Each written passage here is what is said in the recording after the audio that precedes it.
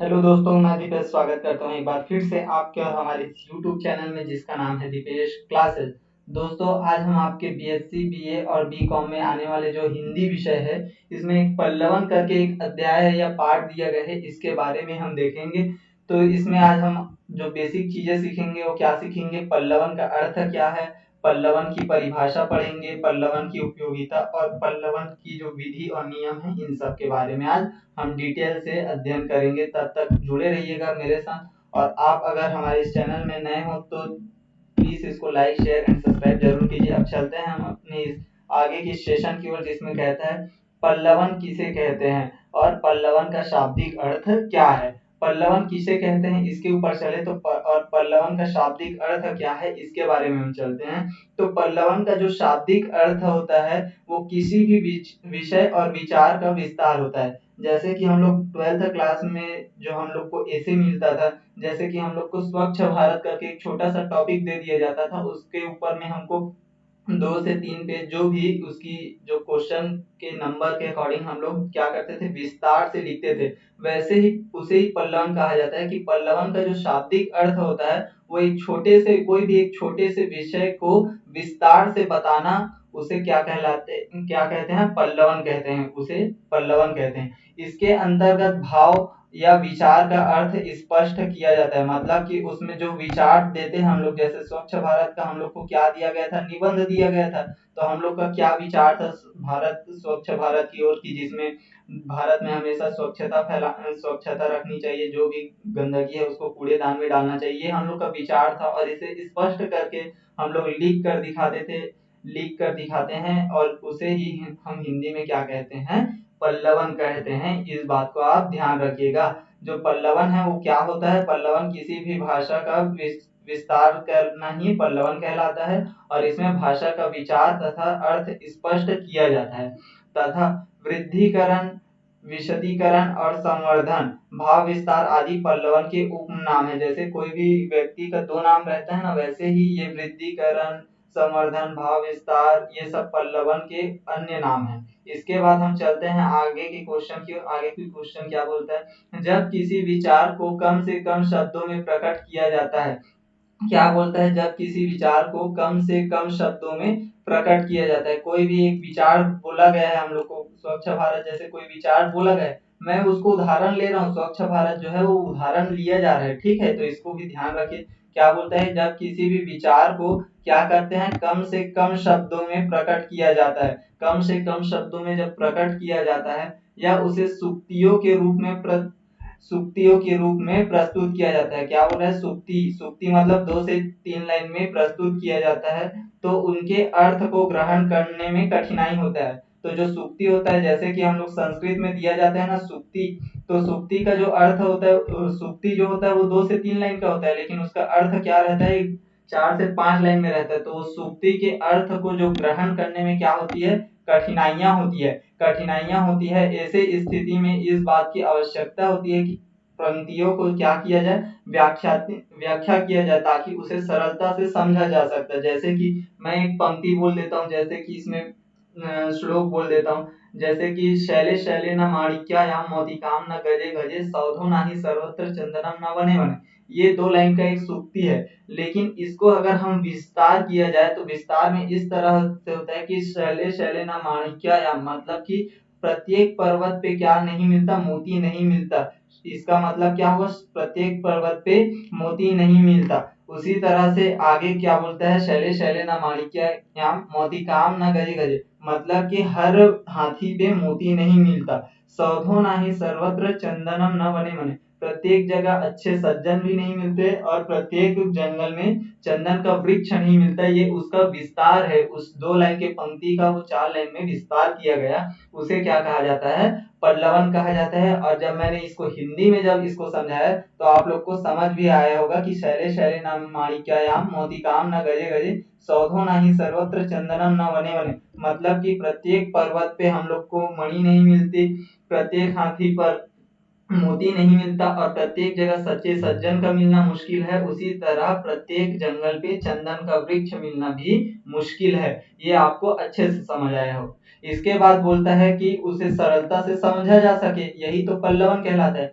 अब पल्लवन के अंतर्गत इसी उद्देश्य की पूर्ति की जाती है। जो उद्देश्य से बोला गया था वो 2 लाइन को, उसको हम लोग डिटेल में समझे, उसको यही इसी उद्देश्य के अंतर्गत उसकी पूर्ति की गई है। तो इस बात को भी आप ध्यान रखिएगा। पल्लवन में क्या होता है, छोटा सा टॉपिक होता है, उसको बड़े भाव में फैला कर लिखा जाना ही या विस्तार करना ही पल्लवन कहलाता है। और इसके बाद बोलता है पल्लवन को इन्हीं शब्दों में परिभाषित किया जाता है, किसी सुगठित एवं गुंफित विचार भाव को विचार के को पल्लवन कहते हैं। ये बात आपको क्लियर हो गई होगी। अब चलते हैं हम आगे की ओर। आगे क्या बोलता है, पल्लवन की शब्द सीमा के संदर्भ में यह माना जाता है कि विशेषकर परीक्षक की मानसिकता के ऊपर निर्भर करता है, ताकि उसे कितने शब्दों में लिखना चाहता है, ताकि मन मानक रूप में पल्लवन को 100 से 150 शब्दों में लिखा जाना चाहिए। ये बात को आप ध्यान रखिएगा। पल्लवन को क्या करते हैं, 100 से 150 शब्दों में ही लिखा जाना चाहिए। ये एक मानक स्टैंडर्ड रूप है पल्लवन का, जो 100 से 150 शब्दों में लिखना इसका एक स्टैंडर्ड रूप है। इसको आप ध्यान रखिएगा पल्लवन को, ठीक है, इसको आप याद रखिएगा। अब इसके बाद हम चलते हैं आगे की ओर। आगे की क्वेश्चन क्या होता है, पल्लवन की विशेषताएं। बहुत ही इंपॉर्टेंट क्वेश्चन है। आपको अगर ये 15 नंबर का तो आना है हिंदी से, इस यूनिट से 15 नंबर के क्वेश्चन है, तो इसमें अगर छोटे छोटे तोड़ के पूछा जाए तो पल्लवन की परिभाषाएं क्या है। पल्लवन की परिभाषाएं में क्या होता है, पहला, डॉक्टर वासुदेव नंदन प्रसाद जी कहते हैं कि किसी सुगठित एवं गुंफित विचार अथवा भाव के विस्तार को पल्लवन कहते हैं। सुगठित एवं गुंफित विचार मतलब कि जो छोटा सा और बहुत ही कठिन शब्दों से बनाया गया जो विचार है, उसके भाव को विस्तार करना ही पल्लवन कहलाता है। सुगठित एवं गुंफित, इसको आप प्रॉपर लिखिएगा, ठीक है। सुगठित एवं गुंफित विचार अथवा भाव के विस्तार को ही पल्लवन कहते हैं। इसके बाद आते हैं प्रोफेसर राजेंद्र प्रसाद सिंह। राजेंद्र प्रसाद सिंह क्या बोलते हैं, पल्लवन का अर्थ होता है पल्लव उत्पन्न करना, अर्थात विषय का विस्तार करना। जो मैंने अभी करके बताया था, एक पल्लवन बोला था, उसको मैंने विस्तार करके बताया था। तो यही प्रोफेसर राजेंद्र प्रसाद जी बोलते हैं, पल्लवन का अर्थ होता है कि पल्लव उत्पन्न करना, अर्थात विषय का विस्तार करना। इसके बाद थर्ड नंबर में आते हैं टी एस ईमान जी। टी एस ईमान जी क्या बोलते हैं कि विस्तारण किसी भाव के विस्तार या परिवर्धन की का क्रिया है, या विचार का निरूपण की प्रतिक्रिया है। विचार मतलब कि एक क्रिया होता है और एक प्रतिक्रिया होता है। जैसे कि 2 लाइन में छोटा सा एक बोल दिया जाए तो प्रश्न दे दिया गया है, उसको हम लोग विस्तार करते हैं, तो वो एक प्रश्न देना उसकी क्रिया है और उसका बड़ा रूप में उत्तर देना वो हमारा प्रतिक्रिया है। तो इस तरह से आप याद रखिएगा कि विस्तार या परिवर्धन का क्रिया है और यह विचार निरूपण की प्रतिक्रिया है। यह एक प्रसारणशील विचार विमर्श है। मतलब पल्लवन जो है एक प्रसारण मतलब कि बड़े बड़े रूप में इसको विचार विमर्श किया जाता है, जो किसी विषय के उन सभी विवरणों का विस्तार पाता है जो व्याख्याओं, उदाहरणों के प्रमाणों द्वारा पुष्ट होता है। देखिए मैंने उस टाइम जो श्लोक बोला था उसमें क्या था, उदाहरण दिया गया था। उदाहरण दिया गया था, प्रत्येक जंगल का उदाहरण दिया गया था, सज्जन का उदाहरण दिया गया था, हाथी का उदाहरण दिया गया था। तो वैसे ही जो पल्लवन होता है, पल्लवन बिना उदाहरण के अधूरा माना जाता है। इसको भी आप ध्यान में रखिएगा। पल्लवन में जब भी आप पल्लवन का उपयोग करेंगे तो उसमें उदाहरणों को की पुष्टि की जानी आवश्यक है। इसके बाद हम चलेंगे आगे। आगे क्या बोलता है, संस्कृत के पल धातु, इसको आपको लिखना ही पड़ेगा जब प्रश्न आएगा। तो संस्कृत के पल धातु के क्विप प्रत्यय के योग से पल्लवन का निर्माण हुआ है। किससे, पल धातु के क्विप प्रत्यय के योग से पल्लवन का निर्माण हुआ है, और यह संक्षेप में विपरीत होता है। जैसे अंग्रेजी में एक्सपांशन कहा जाता है, और भी एक्सपांशन जो मैथ्स वाले हैं वो समझते होंगे, अफर्मेशन, इन शब्दों का उपयोग किया जाता है। इसका मूल वाक्य जो होता है, इसको अब ज्यादा हो तो इसको तो लिखना ही है। एक्सपांशन मतलब इस सरल तरीके से समझा जा सकता है, बड़े रूप में लिखकर सरल तरीके से समझा जा सकता है।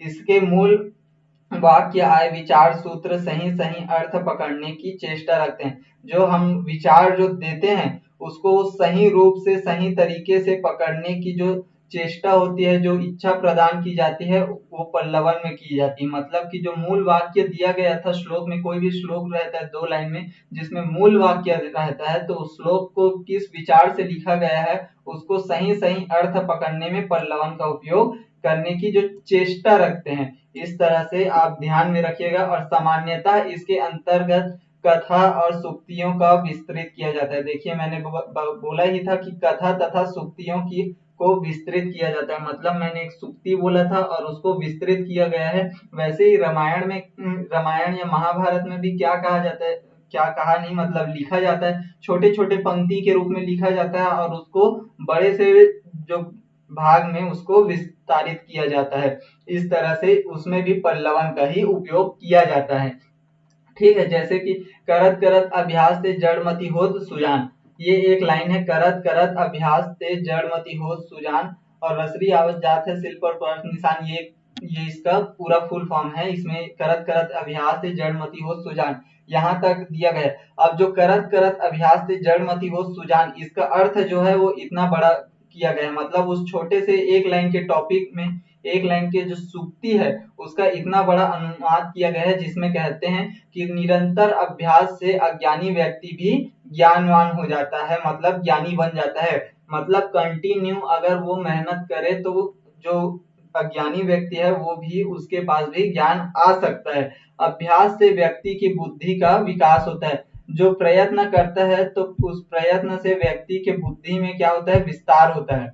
इस तरह से विकास भी होता है, विस्तार भी होता है, और उसकी क्या होती है, जानकारी जो है वो किसी भी फील्ड में उसकी जानकारी जो है वो क्या होती है, बढ़ती जाती है। इस बात को भी आप ध्यान में रखिएगा। उसको मतलब कि निरंतर प्रयास से व्यक्ति की जो सोचने समझने की जो क्षमता होती है वो भी बढ़ती जाती है। ठीक है, इसको भी आप ध्यान में रखिएगा। अब इसके बाद क्या बोलता है, अभ्यास के लिए परिश्रम की आवश्यकता होती है। किसी भी चीज के लिए परिश्रम की आवश्यकता होती ही है। इसके बाद परिश्रम द्वारा मंद बुद्धि व्यक्ति को भी बुद्धिमान हो सकता है। परिश्रम से मंद बुद्धि मतलब कि जो गधा इंसान है वो भी क्या हो सकता है, बुद्धिमान हो सकता है। बुद्धि के परिष्कार और संस्कार के लिए लगातार प्रयास करना भी जरूरी है। मतलब कि कोई भी चीज में, फील्ड में अगर आपको सक्सेस होना है तो आपके दिमाग को एकदम कंटिन्यू रखिए उस फील्ड की ओर, एकदम कॉन्सेंट्रेट करके रखेंगे तभी, और लगातार मेहनत करेंगे तभी आपको सफलता जो है वो मिल सकती है। ज्ञान की प्राप्ति और बुद्धि को धारदार बनाने के लिए, मतलब कि तेज बनाने के लिए क्या है, लगातार प्रयास करना आवश्यक है। लगातार अभ्यास करना जो है वो आवश्यक होता है। परीक्षा में वही विद्यार्थी अच्छे अंक ला पाता है जो लगातार अध्ययनरत होता है। देखिए आप अगर अभी लगातार वीडियो देख के या कोई भी बुक को पढ़ के लगातार रोज बुक पढ़ रहे हैं तो आपको पेपर के दिन टेंशन नहीं होगा। लेकिन जो व्यक्ति पढ़ ही नहीं रहा है उसको टेंशन रहेगा कि मैं क्या लिखूंगा। इसलिए लगातार अध्ययन करता हुआ व्यक्ति को कोई टेंशन नहीं होता। परीक्षा में वही विद्यार्थी अंक पाता है जो लगातार अध्ययन करता है। वो सीधी सी बात लिखा गया। ज्ञान अपने आप हमारे पास चलकर नहीं आता, बल्कि ज्ञान प्राप्त करने के लिए हमें प्रयास करना पड़ता है। मतलब कि देखिए ज्ञान भी अपने आप पास एकदम चल के नहीं आता, हमको उसके पास जाना पड़ता है।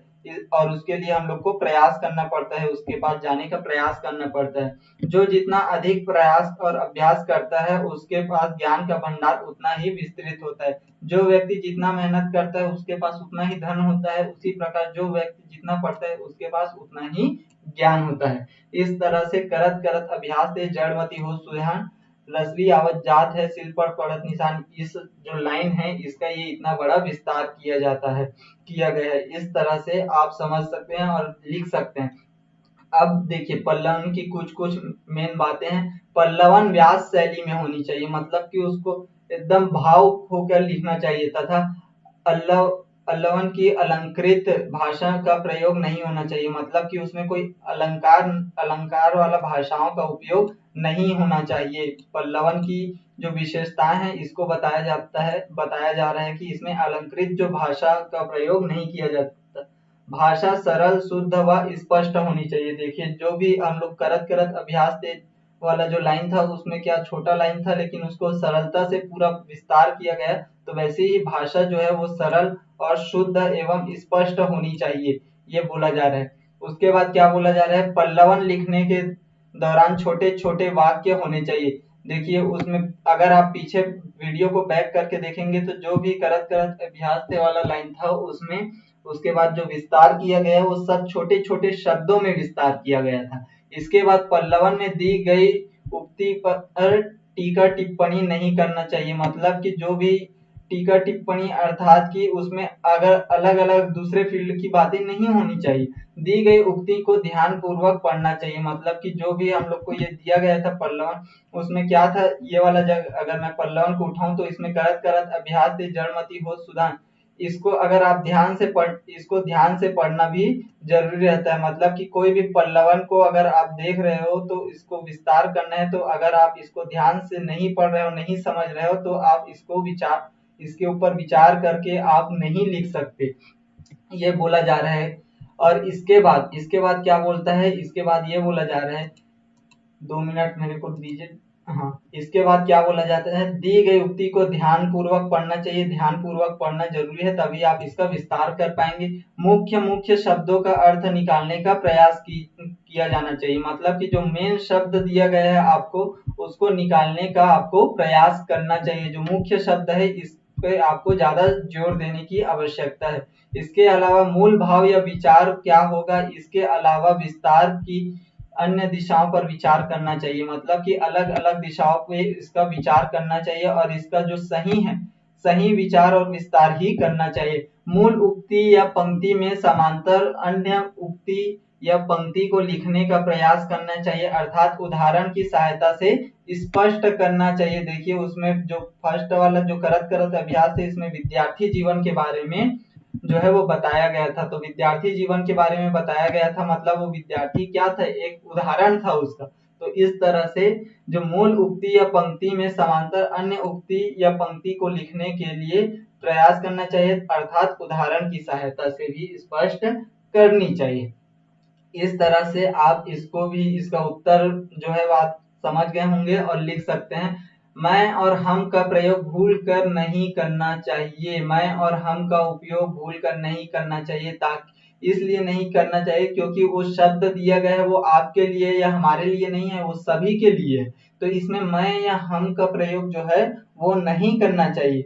अगर फिर से मैं 12वीं कक्षा के अगर स्वच्छ भारत के लिए के निबंध में ले जाऊं तो वहां कभी आप मैं शब्द का उपयोग नहीं करेंगे। आप कितना भी बड़ा उसका ऐसे लिख लीजिए, निबंध लिख लीजिए, उसमें आप मैं शब्द का उपयोग कर ही नहीं सकते। इसके साथ साथ अर्थात यह अन्य पुरुष में लिखना चाहिए, मतलब दूसरों के लिए लिखना चाहिए। क्या लिखते थे, मैं भारत को स्वच्छ रखता हूँ, ऐसे नहीं लिखते। इसमें क्या लिखते थे, हमें भारत को स्वच्छ रखना चाहिए, मतलब पुरुषार्थ, मतलब सभी के लिए लिखना चाहिए। पल्लवन करने के लिए दिए गए वाक्य या युक्ति को अच्छी तरह से समझ लेना चाहिए, मतलब कि जो भी वाक्य दिया गया है उसको अच्छे तरह से समझ लेना चाहिए, तभी हमें लिखने का प्रयास करना चाहिए। सरल शब्दों का ही प्रयोग होना चाहिए। पल्लवन की रचना करते समय ध्यान रहे कि पल्लवन के भाव भाषा की अभिव्यक्ति पूरी तरह स्पष्ट हो, मतलब कि वो जो लाइन दिया गया है वो आपको पूरा तरह समझ आ रहा है कि नहीं, इसको ध्यान दीजिए। और मौलिकता और सरलता भी होनी चाहिए, जितना हो सके उसमें सरलता से लिखने का प्रयास करना चाहिए। और पल्लवन में लघुता तथा भाषा का अत्यंत सरल होना चाहिए, मतलब कि छोटी छोटी भाषाओं में होनी चाहिए, लेकिन वह सरल होनी चाहिए जो पल्लवन है। अनावश्यक बातों का विस्तार नहीं करना चाहिए, मतलब कि जो फालतू चीजें फालतू बातें हैं इसका जो है विस्तार हमें नहीं करना चाहिए पल्लवन में, यह बोला जा रहा है। इसके बाद पल्लवन सामान्यतः अन्य पुरुष में लिखा जाता है, दूसरों के लिए लिखा जाता है, खुद के लिए नहीं लिखा जा सकता, इसको भी ध्यान रखिएगा। और वर्तमान काल व भविष्य काल का प्रयोग पल्लवन में नहीं किया जाना चाहिए, वर्तमान भविष्य कोई भी काल का उपयोग हमें पल्लवन में नहीं करना चाहिए। और वाक्य को सरल व स्पष्ट हो तथा दो अर्थी ना हो, मतलब कि डबल मीनिंग जो बातें होती हैं वो ना हो, इस तरह से पल्लवन को लिखा जाना चाहिए। अब आती है पल्लवन की मुख्य विशेषताएं। पल्लवन की जो मुख्य मेन प्रॉपर्टीज है इसके बारे में भी अब हम डिस्कस करते हैं। मुख्य विशेषताएं, पल्लवन की जो मुख्य विशेषताएं हैं ये क्या क्या हैं इसको भी हम देखते हैं। और अगर आपको सेशन पसंद आए तो लाइक शेयर एंड सब्सक्राइब जरूर कीजिएगा। अब चलते हैं पल्लवन की जो मुख्य विशेषताएं हैं इसकी ओर। पल्लवन की देखते हैं क्या क्या मुख्य विशेषताएं दी गई है। थोड़ा सा इसको और गाढ़ा कर लेते हैं। बोलता है कि पल्लवन भाव या विचार का विस्तार होता है। हम लोग शुरू से अभी पढ़ते आ रहे हैं, पल्लवन जो है वो भाव या विचार का विस्तार है। और लेकिन यह व्याख्या तथा भावार्थ से भिन्न है, मतलब कि जो व्याख्या कर रहे हैं और उसका जो भाव निकल रहा है उससे वह अलग होता है पल्लवन जो है।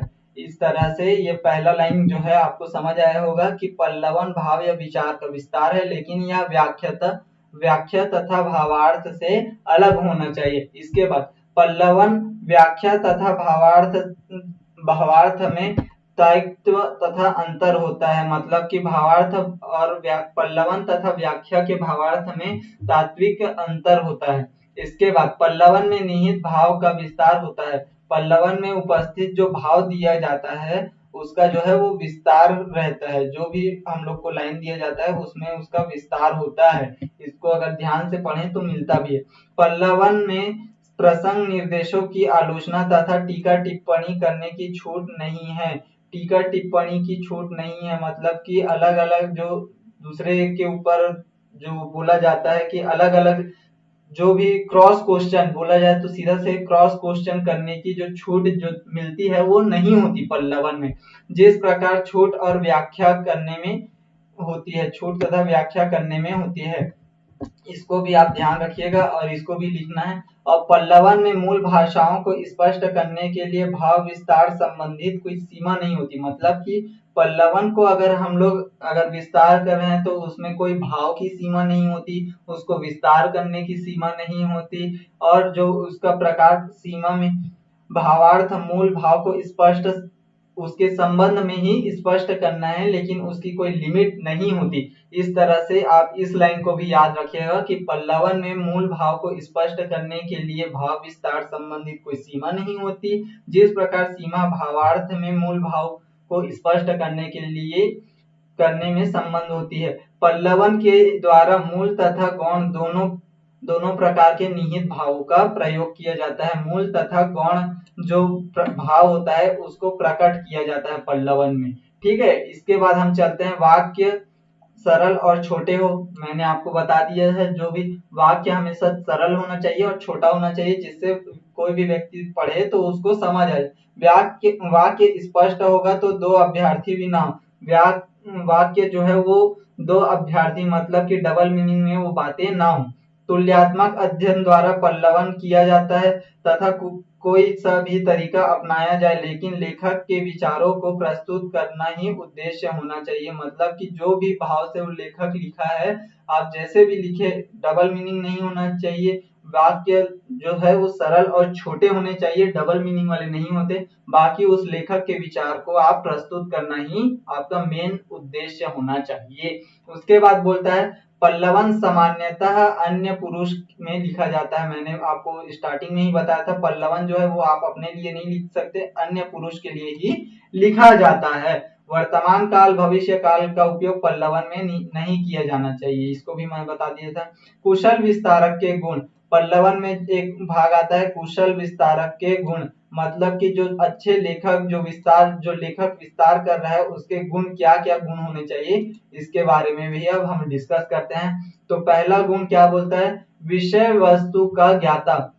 पहला क्या बोल रहा है, विषय वस्तु का ज्ञाता। एक कुशल विस्तारक को विषय वस्तु का पूर्ण ज्ञान होना चाहिए, मतलब कि किस विषय के बारे में लिखना है उसका हमें वो विस्तारक जो भी लेखक है वो लिख रहा है उसको उस चीज के बारे में पूरा ज्ञान होना चाहिए। और उसके बाद विस्तार किए जाने वाले सामग्री विषय में ज्ञातमान एवं चेतना होना चाहिए, मतलब कि उसके बारे में उसे सोचना चाहिए, मतलब कि उसके सोच समझ कर लिखना चाहिए। उसके बाद भाषा का ज्ञान, उसके बाद उसे क्या होना चाहिए, पहला क्या है विषय वस्तु का ज्ञान होना चाहिए, किस विषय में लिख रहा है किस वस्तु के बारे में लिख रहा है उसका ज्ञान होना चाहिए। उसके बाद बोलता है भाषा का ज्ञान होना चाहिए, मतलब वह किस भाषा में लिखा गया है और किस भाषा में उसे भी लिखना है, इसका ज्ञान होना चाहिए। अच्छे पल्लवनकर्ता को भाषा का ज्ञान होना चाहिए, क्योंकि भाषा का ज्ञान होने पर अभिव्यंजना शक्ति की दक्षता जाएगी, मतलब कि अच्छा से लिखा जा सकता है।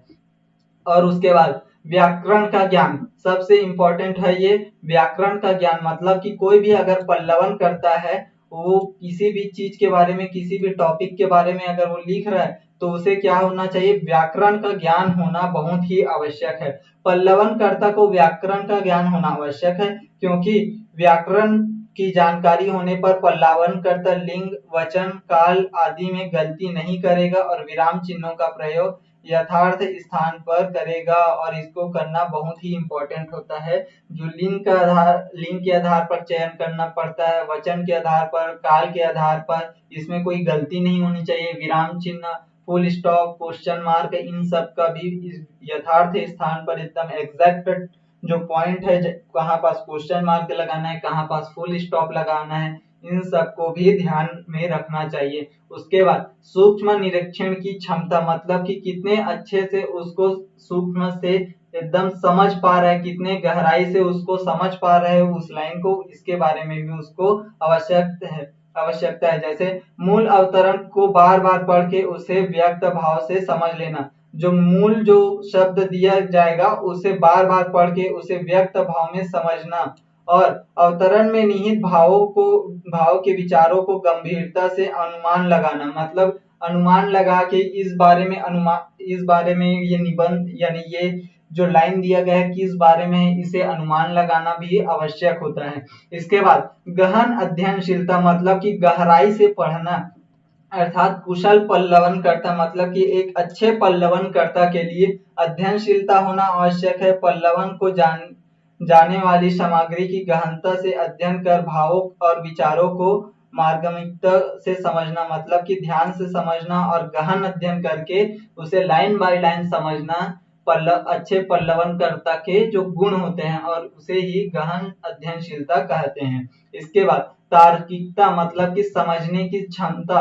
एक अच्छे पल्लवनकर्ता को तर्क की समझ होनी चाहिए, मतलब उसको अच्छे समझ होनी चाहिए, एकदम ध्यान से पढ़ना चाहिए, एकदम उसका एग्जैक्ट मीनिंग भी निकलना चाहिए। ये सब तर्क करने की जो क्षमता जो होती है होनी चाहिए, और तर्क के माध्यम से मूल भाव को विस्तार करते समय भावों के विचार के क्रमबद्धता व तन्मयता, क्या क्या है, तन्मयता। ये क्वेश्चन जो है, ये लाइन जो है वो मिस्टेक हो गया, तन्मयता है। ठीक है, यहाँ पास वो मिस्टेक हो गए हैं, आप इसको ध्यान से देख लीजिएगा। तन्मयता लिखा है, तन्मयता है, यहाँ पास भी मिस्टेक हो गए हैं। ठीक है, तन्मयता जो है वो बनाया जा सकता है। इसके बाद तटस्थता, मतलब कि तटस्थता मतलब अर्थात कुशल पल्लवनकर्ता के पास विशेष गुण होते हैं, जिसके अनुवाद करने पर अवांछनीय तत्वों के समावेश नहीं किया जाता, तथा पल्लवनकर्ता तटस्थ होता है तथा विशेष क्षेत्र पे पक्ष नहीं लेता, मतलब कि उसे कोई विशेष पक्ष के बारे में एकदम लिखना आवश्यक नहीं होता, जिससे वह अनुवाद करते समय अवांछनीय तत्वों को समावेश नहीं किया जा सकता, मतलब कि कोई समाज में गलत घटनाएं हो रही है, इन सब के बारे में भी अच्छे पल्लवनकर्ता को नहीं लिखना चाहिए पल्लवन करते समय, ये बात को समझाया जा रहा है। इसके बाद संरूपण, इसके बाद बोलता है संरूपण में क्या बोलता है कि कुशल पल्लवनकर्ता रूपांतरण करते समय अद्भुत क्षमता होती है तथा भावों को विचार करने में अनुरूप अभिव्यक्ति कहलाता है। इस बात को भी आप नोट कर लीजिए। अब चलते हैं आपके 90 मूल तत्व का ज्ञाता। मूल तत्व का ज्ञाता मतलब एक कुशल पल्लवनकर्ता को अवतरण में निहित मूल तत्व का ज्ञान होना आवश्यक है।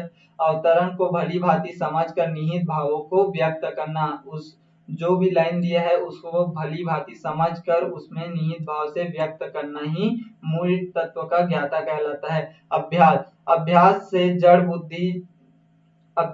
जड़ बुद्धि को भी तेज बुद्धि बनाया जा सकता है। उसी प्रकार अभ्यास करके कार्य को आवश्यक है। नित्य अभ्यास एक पल्लवनकर्ता में होना चाहिए। इस तरह से जो आपका 15 नंबर का जो आना था इस सेशन से, इसमें से 5 नंबर का जो पल्लवन जो अध्याय से आना था, ये सब इसका कंप्लीट हो गया है। अब चलते हैं हम आगे की टॉपिक की ओर, आगे के टॉपिक के बारे में चलेंगे। अगर आप चैनल में नए हो तो लाइक शेयर एंड सब्सक्राइब जरूर कीजिए, और वीडियो कैसे लगा इसके बारे में भी आप कमेंट कर सकते हैं, और कौन से टॉपिक पे आपको चाहिए ये सब बताइएगा। अगर आप हमारे चैनल में नए हो तो इसको सब्सक्राइब कीजिए। अगर आप कॉलेज एग्जाम की तैयारी कर रहे हैं, अगर आप कोई भी गवर्नमेंट जॉब एग्जाम की तैयारी कर रहे हैं, तो आप हमारे इस चैनल से जुड़ सकते हैं, ताकि इसमें सभी एग्जाम की तैयारी कराई जा सके। तब तक आप अगर इस चैनल में जुड़े हैं, तब तक के लिए धन्यवाद।